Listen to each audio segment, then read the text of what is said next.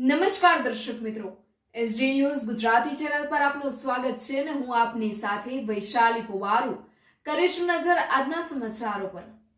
તૌસીફભાઈ મલિકની સભામાં જનમેદની ઉમટી, કોમી એકતાનું ઉદાહરણ। જંબુસર તાલુકા પંચાયત ચૂંટણી 2026ના પ્રચાર પર્વમાં જંબુસર તાલુકાના ડાભા ગામે આજે એક પ્રભાવશાળી માહોલ જોવા મળ્યો હતો। ડાભા બેઠક પરથી સમાજવાદી પાર્ટીના ઉમેદવાર તૌસીફભાઈ ઇકબાલભાઈ મલિક દ્વારા ગામમાં એક જનસભાનું આયોજન કરવામાં આવ્યું હતું।